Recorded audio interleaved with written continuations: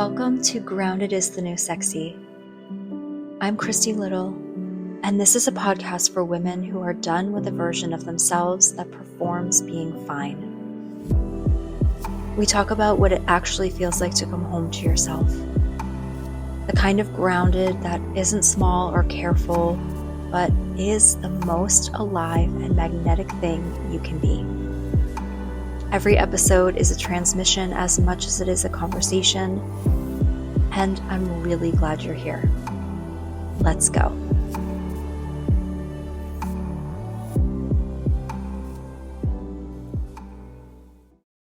Hey, welcome back to Grounded is the New Sexy. I'm Christy, and this is the second episode in the series, The Light That Was Always There. If you haven't listened to episode 1 yet of this series, I'd love for you to go back and start there. And not because you'll be lost without it, but because it sets the table for everything we're about to talk about today. We started with Christmas lights, the way that time of year collectively gives us permission to slow down and notice beauty that was always there.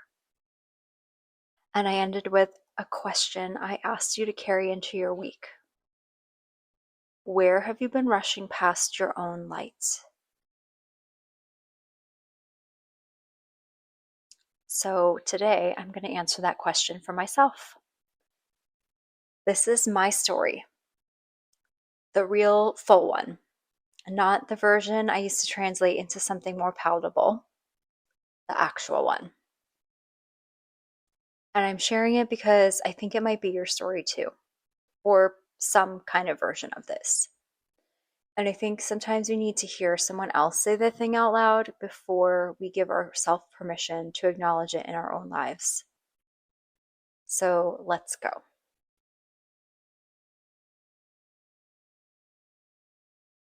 I've never quite felt safe enough to be my full self.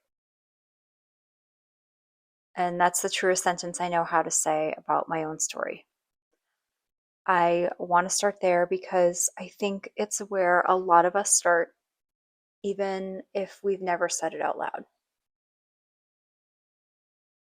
I was creative in ways that didn't look like everyone else's ways.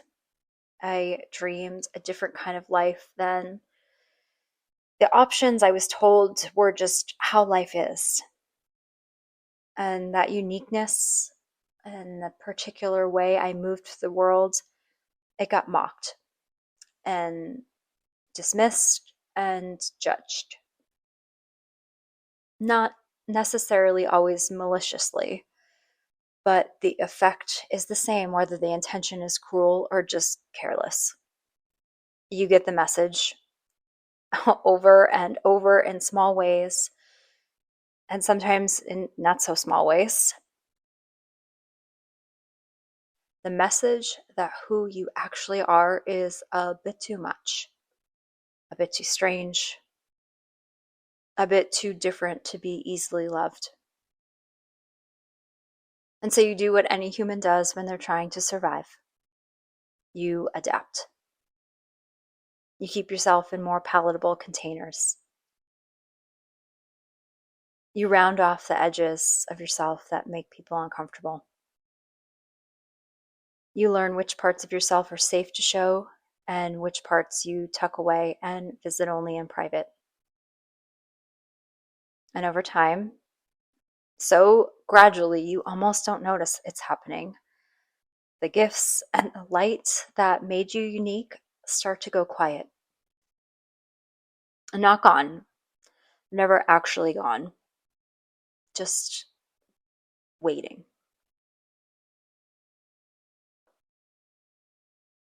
For a long time, I performed my way through my life. And I genuinely mean that. I performed. I found the things that got applause, the ambition, the accolades, the hustle, and I leaned into them hard. Because applause felt like love.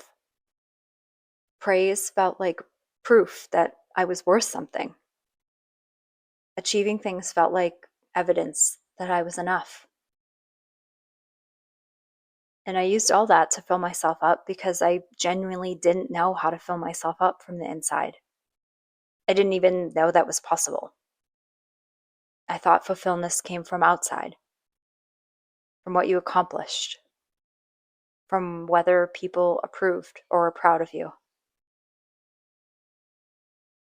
Looking back, I can see so clearly what was happening.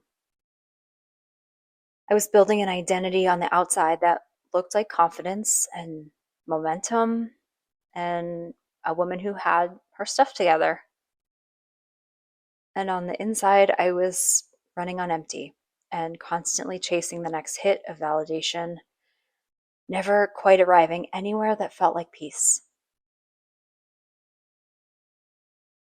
And here's the thing about performing: it works for a while.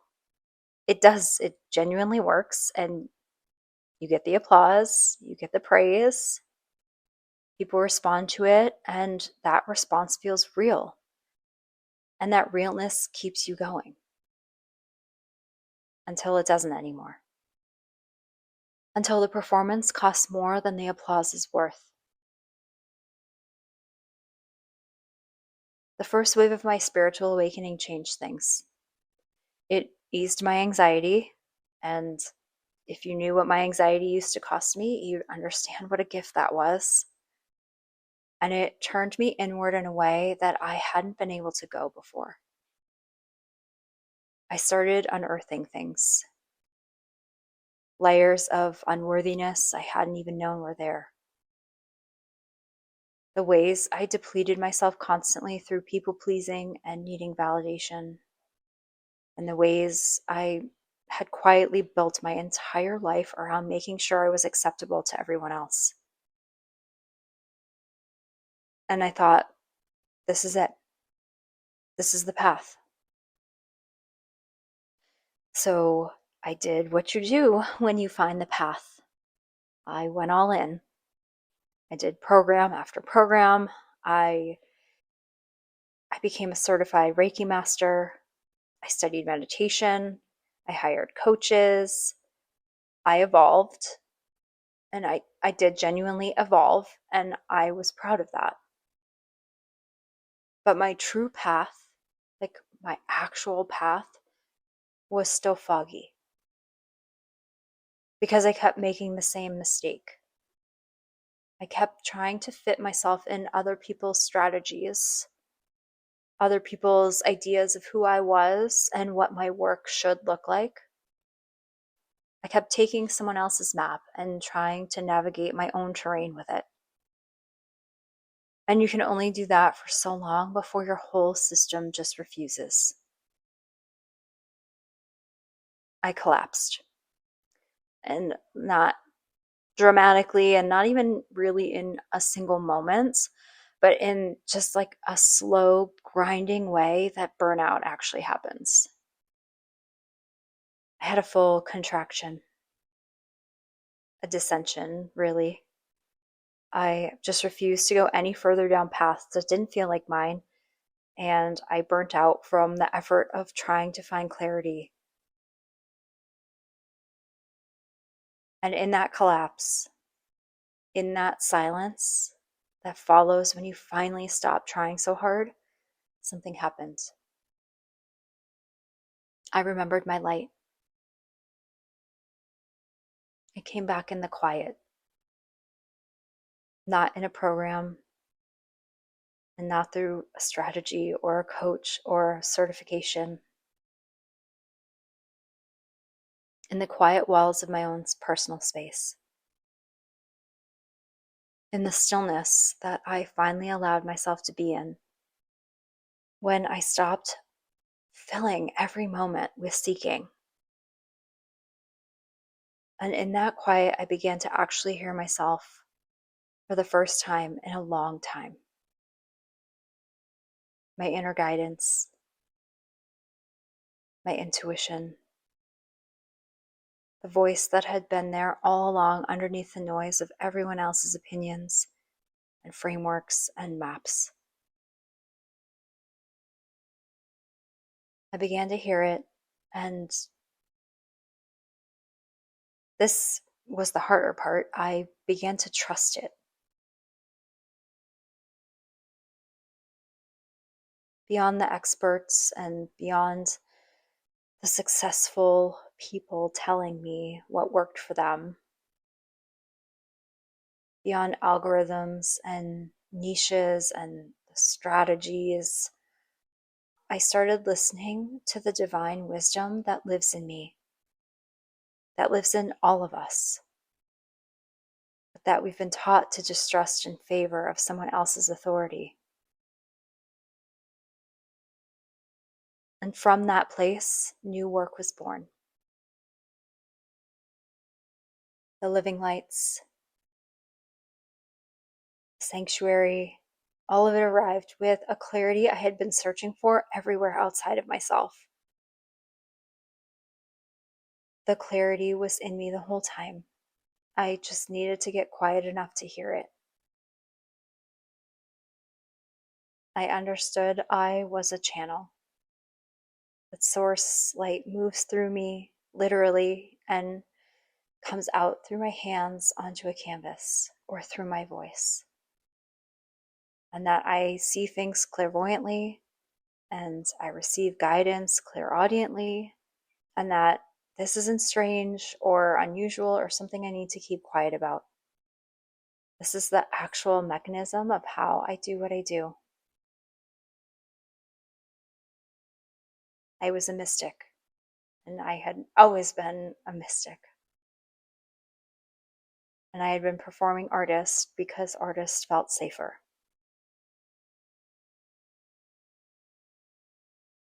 There was a moment in my kitchen, and I'm not going to over dramatize this because honestly, it wasn't dramatic at all. It was really quiet, and it was just me in my kitchen sitting with the particular discomfort that had been building for a long time. The discomfort of being two different people. Because that's what I was doing. In private, I was channeling, I was receiving, I was creating work that carried a transmission I knew was real. I had been in this frequency privately for years by this point. And then I translate it. Before I went out into the world, before anyone else could see it, I'd run it through this filter of what's acceptable and what's palatable, what won't make people uncomfortable, what won't make me stand out too much or seem too strange or invite judgment from the people in my life who already thought I was a bit much. And I'd put that version out, the safer version, with the edges smoothed off. And sitting in my kitchen that day, something became very clear.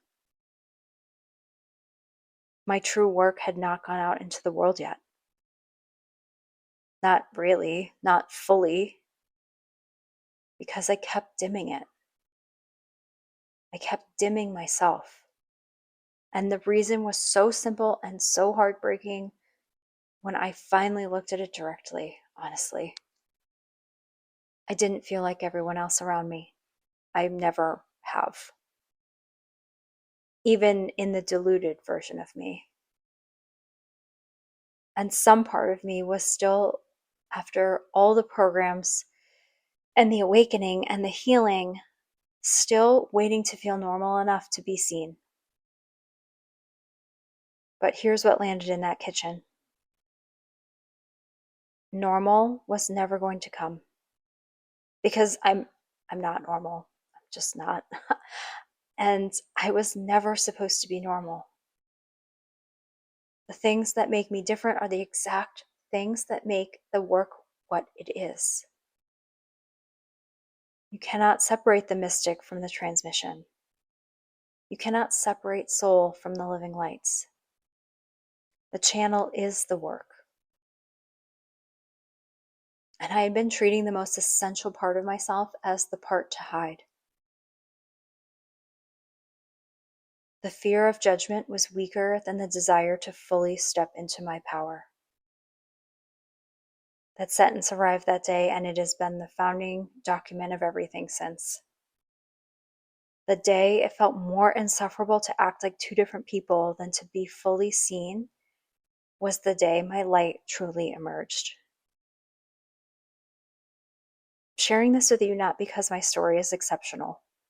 I'm telling you this because I think you know exactly what I'm talking about. Maybe not in the same way. Maybe your palatable container looks different than mine. And maybe you haven't been dimming a mystic. Maybe you've been dimming an artist or a leader or a mother who parents differently or a woman who loves differently or someone who sees the world in a way that doesn't quite fit the people around her. But I'd be willing to bet that somewhere in you, there is a version of yourself that you only let exist in private. The version you visit when no one's watching. The version that feels most true. The version that knows things and sees things and moves through the world in a way that feels completely natural to her, but somehow doesn't feel safe enough to fully bring into the light. And I want to ask you something gently. What is that costing you?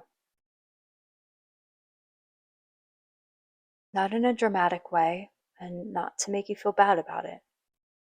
I spent years in exactly that place, and I have nothing but compassion for every moment of it. The impulse to protect yourself is not weakness, it's just human. But what would change if that version of you, that private, true one, was the one that got to show up? What work would exist in the world that doesn't exist yet because you've been running it through a palatable filter first? What would you say if you said the actual thing instead of the safe version of it? I think about the women who find their way to my work. And so often, what I see is a woman who is living at maybe 60% of her own light. She's competent and beautiful, functional, but there's this other 40%, the part that feels too much, sees too much, knows too much to fit neatly into the world she's been living in. And she's been managing it quietly for so long, she's almost forgotten it's there. She hasn't lost her light. She's been dimming it on purpose because it felt like the price of being loved. And that is the most heartbreaking thing I know. Because the light she's been dimming is the exact thing someone else is starving for.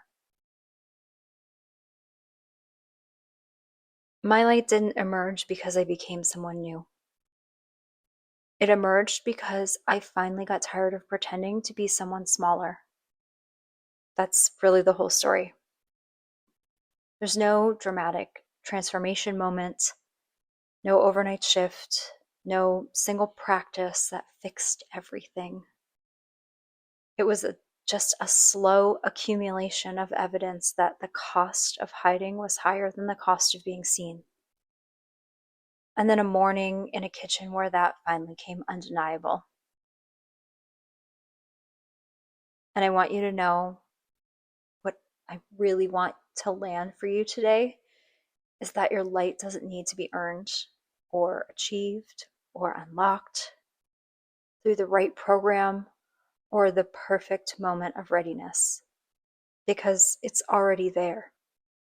It has always been there, waiting, the way Christmas lights were always beautiful, waiting for you to slow down and stop rushing past it, waiting for you to decide that the fear of judgment is weaker than the desire to fully step into your power.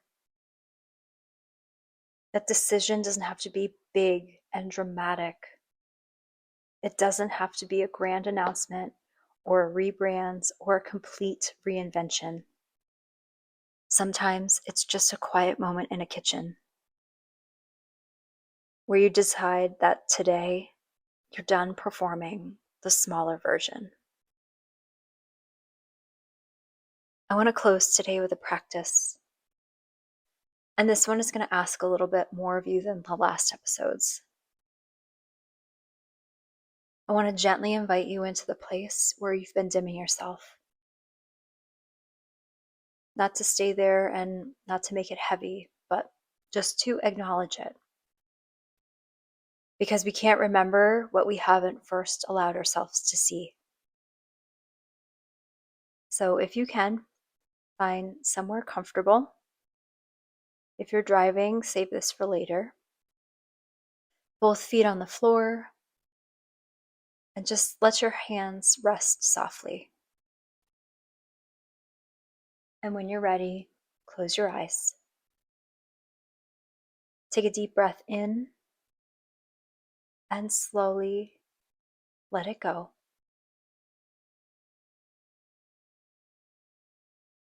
And another. Let the exhale be longer than the inhale.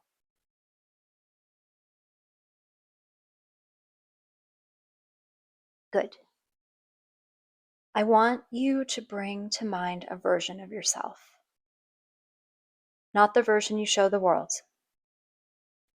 Not the version that has it together or knows what to say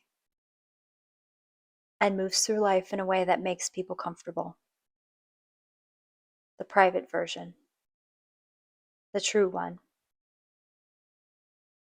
The one you visit when no one's watching. Maybe she's been there for years. Maybe you've only recently started to feel her. Maybe she shows up in the moments just before sleep, or in the middle of creating something, or in a quiet morning before the day gets loud. Just let her be present for a moment. Don't analyze her. Don't decide what to do about her. Just acknowledge that she exists.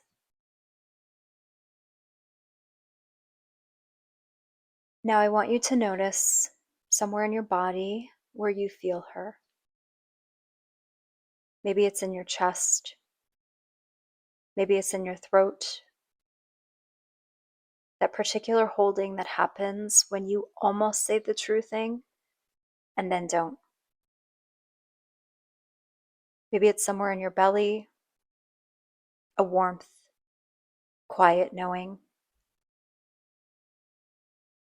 Just find where she lives in your body and rest your attention there for a moment.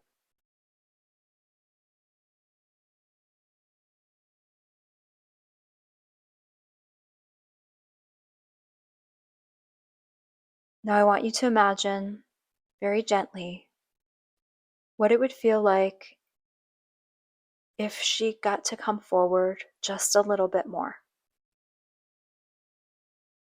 Not all at once,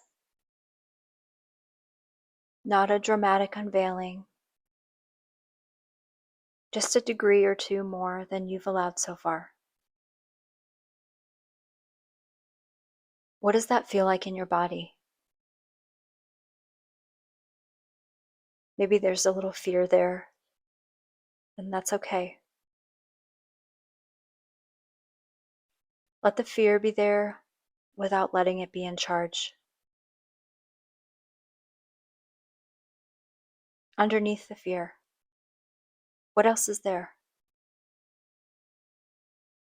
Maybe relief, maybe a kind of quiet excitement, maybe something that feels like coming home. Breathe into that. Let it be real for just a moment.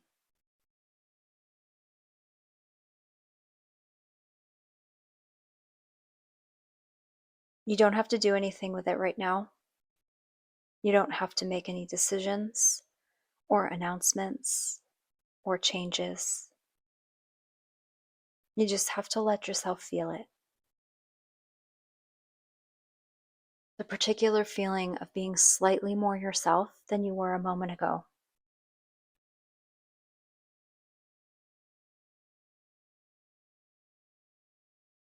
That's it. That's the whole practice.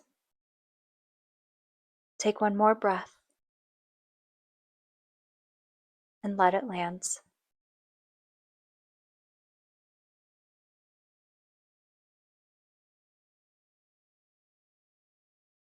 When you're ready, gently open your eyes and come back.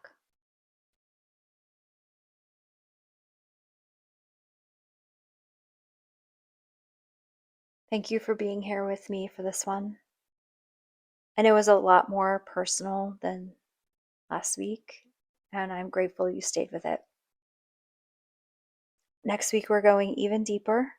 We're going to talk about what it actually means to live in your own light, not to just visit it occasionally, not just feel it in the quiet moments before it gets drowned out again, but actually inhabit it as a daily frequency of yours. And what that looks like and what it requires, and what becomes possible when you stop treating your own luminosity as something to manage. I'll see you then. And if any part of this episode felt like recognition rather than just information, share it with someone who needs to hear it. Because that woman you thought of while I was talking, the one this reminded you of, she needs to know she's not the only one. You are made of light. You always were. Grounded is the new sexy. Always. Before you close this, take one breath and notice if anything shifted, even slightly.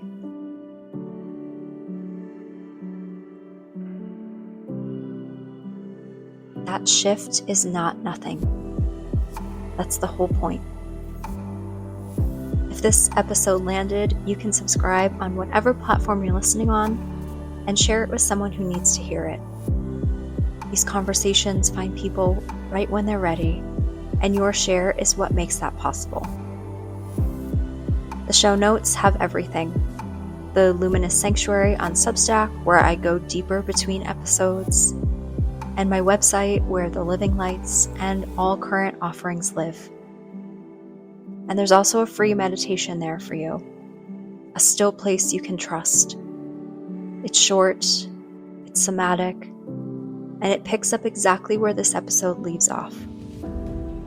If today landed in your body and you want to stay there a little longer, that's what it's for. Thank you for spending this time here with me. And until next time, I'm Christy Little, and you are already exactly where you need to be.